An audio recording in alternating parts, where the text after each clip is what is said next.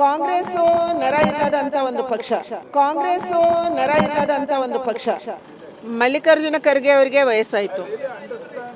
ಮಲ್ಲಿಕಾರ್ಜುನ ಖರ್ಗೆ ಅವರು ಅವರ ತಲೆಯಲ್ಲಿ ಏನು ಓಡ್ತಿದೆ ಗೊತ್ತಿಲ್ಲ.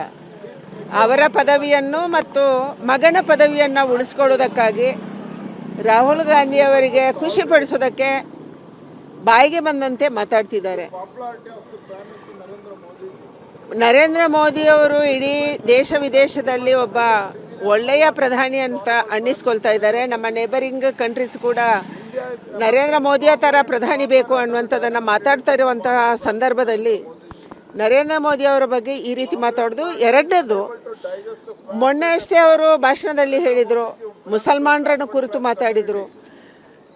ನೀವು ನಮಾಜ್ ಮಾಡ್ತಾ ಇರ್ತೀರಾ, ಹಾವು ಬಂದರೆ ಮೊದಲು ನಮಾಜಿಂದ ಎದ್ದು ಬಂದು ಹಾವನ್ನು ಸಾಯಿಸ್ತೀರಾ. ಅದೇ ರೀತಿ ನೀವು RSS ಮತ್ತು BJP ಅವರನ್ನು ಹೊಡಿಬೇಕು ಅಂತ ಹೇಳಿದರು. ಅಂದರೆ ದೇಶದಲ್ಲಿ ಭಯೋತ್ಪಾದಕತೆಯನ್ನು, ದೇಶದಲ್ಲಿ ದಂಗೆಯನ್ನು ಎಬ್ಬಿಸುವಂಥ ಒಂದು ದೊಡ್ಡ ಪ್ರಯತ್ನಕ್ಕೆ ಕಾಂಗ್ರೆಸ್ ಕೈ ಹಾಕ್ತಿದೆಯಾ?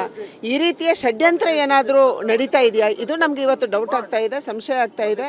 ಅದಕ್ಕಾಗಿ ಒಂದು, ಹಾವನ್ನು ಸಾಯಿಸಿದ ರೀತಿಯಲ್ಲಿ ನೀವು ಸಾಯಿಸಬೇಕು RSS BJP ಅವರನ್ನು ಅಂತಾರೆ. ಎರಡನೇದು, ಪ್ರಧಾನಮಂತ್ರಿ ಅವರನ್ನೇ ಟೆರರಿಸ್ಟ್ ಅಂತ ಹೇಳ್ತಾರೆ. ಅಂದರೆ ಅವರ ತಲೆಯಲ್ಲಿ ಪೂರ್ತಿ ಟೆರರಿಸಮ್ನ ವಿಚಾರ ಓಡ್ತಿ ಇದೆ. ಅಂದರೆ ದೇಶದಲ್ಲಿ ದಂಗೆ ಎಬ್ಬಿಸುವಂಥ ಒಂದು ದೊಡ್ಡ ಪ್ರಯತ್ನ ನಡೀತಿದೆ. ಯಾಕೆಂದರೆ ಕರ್ನಾಟಕದ ಒಬ್ಬ MLCನೂ ಅವತ್ತು ಹೇಳಿದರು, ಬಾಂಗ್ಲಾದಲ್ಲಿ ಏನಾಯಿತೋ ಅದನ್ನು ಕರ್ನಾಟಕದಲ್ಲೂ ಮಾಡುವಂಥ ದಿನ ಬರುತ್ತೆ ಅಂತ. ಅಂದರೆ ಕಾಂಗ್ರೆಸ್ಸಿನ ಒಂದು ಷಡ್ಯಂತ್ರ, ದೂರಾಲೋಚನೆ, ಮುಂದಾಲೋಚನೆ ಈ ರೀತಿ ಇದೆಯಾ ಅನ್ನುವಂಥ ಸಂಶಯ ನಮ್ಮನ್ನೆಲ್ಲ ಕಾಡಿಸ್ತಾ ಇದೆ. ಕಾಂಗ್ರೆಸ್ಸು ನರ ಇಲ್ಲದಂಥ ಒಂದು ಪಕ್ಷ. ಇವತ್ತು ರಾಹುಲ್ ಗಾಂಧಿ ಅವರ ಬಾಲಿಶತನದ ಕಾರಣಕ್ಕಾಗಿ ಕಾಂಗ್ರೆಸ್ ಅವನತಿಯನ್ನು ಕಾಣ್ತಾ ಇದೆ. ಅದಕ್ಕೆ ಸರಿಯಾಗಿ ಏನೋ ಯೋಚನೆಯನ್ನು ಮಾಡದಂಥ ಒಬ್ಬ ಅಧ್ಯಕ್ಷನನ್ನು ಕೂಡ ಅವರು ಕೂರಿಸ್ಕೊಂಡಿದ್ದಾರೆ. ಅದಕ್ಕಾಗಿ ಕಾಂಗ್ರೆಸ್ಗೆ ಬುದ್ಧಿ ಹೇಳೋರು ಯಾರು? ಪಾರ್ಲಿಮೆಂಟ್ರಲ್ಲಿ ರಾಹುಲ್ ಗಾಂಧಿ ಅವರ ಬಿಹೇವಿಯರು, ಅವ್ರು ಮಾತಾಡ್ತಾ ಇರುವಂಥ ರೀತಿ ಮತ್ತು ಖರ್ಗೆ ಅವರು ಮಾತಾಡ್ತಾ ಇರುವಂಥ ರೀತಿ, ಇದೆಲ್ಲವೂ ಕೂಡ ದೇಶಕ್ಕೆ ಅವಮಾನವನ್ನು ಮಾಡ್ತಾ ಇದೆ. ಮಾತ್ರ ಅಲ್ಲ, ಒಂದು ಹಳೆಯ ಪಕ್ಷ ಕಾಂಗ್ರೆಸ್ಗೆ ಅವಮಾನ ಮಾಡ್ತಾ ಇದೆ.